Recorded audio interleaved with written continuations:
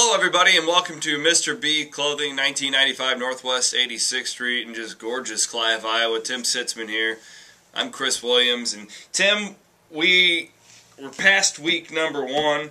We're ready for Cy-Hawk week. Right. It's a big week, I know, here it's throughout the state, but at Mr. B's too. I assume people come in. Are they talking trash? You know, doing a little smack talk? You got to kind of temper it with the Hawk fans, and you try to get through this thing. You know, it's a great rivalry and it's a great series. It's maybe a little overhyped from my point of view. Yeah. I was talking to you a little bit. I agree. But some of you fanatics out there won't like to hear this, but I kind of root for all the teams in Iowa when they're not playing the Cyclones. So I think that we have to recognize that we're in a nice state with a lot of great schools and institutions, and I root for the people that are around here.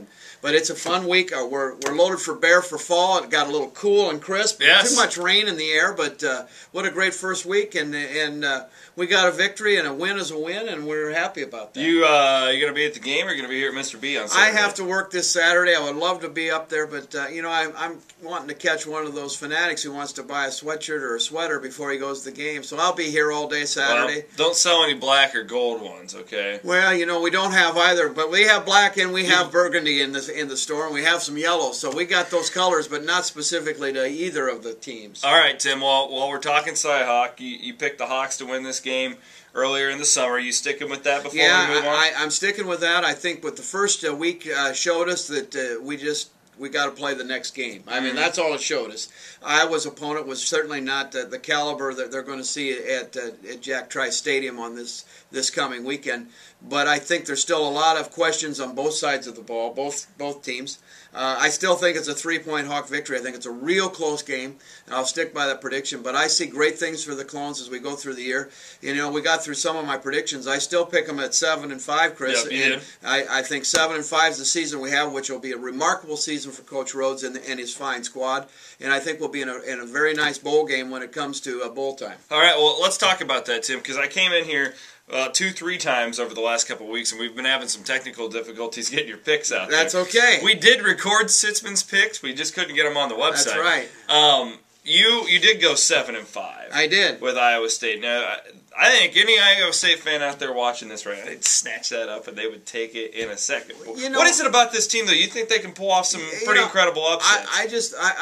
We saw a lot of the qualities of Coach Rhodes in the last year, and he came into Iowa State with a very nice win over Nebraska on the road.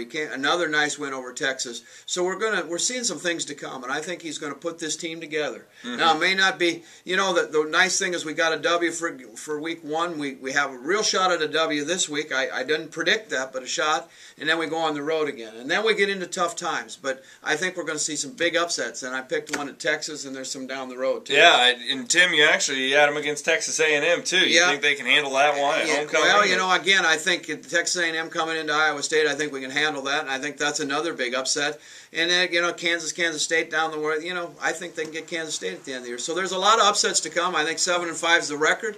I'll stand by that prediction. I wish them well against the Hawkeyes. I think they're going to give them all they want, and hopefully they come out with a win. And I'm wrong, but I got it at a 3-point Iowa victory. To be honest, I agree with you. I think Iowa wins a close one. I just think, I watched both games. Right. I think it's hard to objectively look at those two teams, what they did in week 1. Not only what they did in week 1, but how they did it. Right. I mean, when Iowa State scored, it was hard. It was very difficult to score. That concerns me. Now, granted, the good thing, Iowa State's going to have a lot more. They had a lot of players out. They had their 2 best offensive linemen out against Northern Iowa. It's certainly going to make an impact. But I just need to listen. Tom Herman and Paul Rhodes and this coaching staff that hadn't been very good against Iowa so far.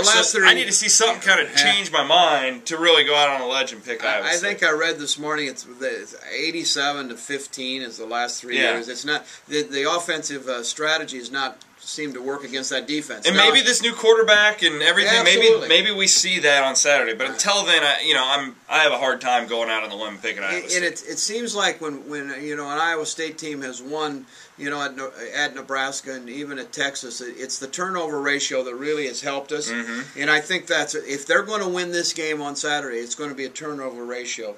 they're going to win on turnovers. I think they'll move the ball better than they did against you and I, because I think they're going to be in sync. They're bringing some people back.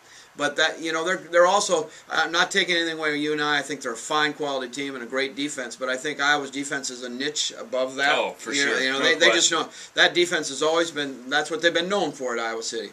But I still think we'll move the ball. And it's just if you give the ball up at the wrong place, the wrong time, that's where the Clones have a chance. And that's where I'd say if my prediction is wrong, which I hope it is, that's what will happen. Well, I'll end it on this. If Iowa State's line doesn't play better than they did on Iowa's defensive front four will just maul the Cyclones. Then the quarterback doesn't have a chance to perform. Correct. But Hayworth Hicks and Colecchio Simile both coming back, so things are looking good for Iowa State. Paul Rhodes said it on Monday. I completely agree with him. I think you'll see a different offensive line with the Cyclones when 11 o'clock rolls around on Saturday. 8 o'clock, we'll have the Cyclone Fanatic Wilson Toyota pregame show. Tim Sitzmann and Mr. B here, proud sponsor of that program. Absolutely. 8 o'clock, 1460 KX, so you're going to have to check that out, Tim. Happy Cyhawk Day to you, and you have fun here in the store. I'm sure it's a fun day. Hey, I got a comment. Look how nice Chris looks. He's in his suit. We look good together, don't we? We kind of got matched up today in suits, and you ought to stop in at Mr. B's in 1995 Northwest 86. If you don't need a suit, we have other nice sportswear, pants, things that you should look at our store. We'd love to have you. It's fall time. I tell you what, it's here. Football's here. You need to come get your fall wear. And you probably have all your winter stuff out, too. We're ready. We got outerwear, everything, Chris. We're ready. We even got scarves to wrap around your neck when the wind blows. So. All right. We're looking forward to it. Tim Sitzmann, Chris Williams here. Cyhawk Week. It is upon us. We'll see you on Saturday, everybody.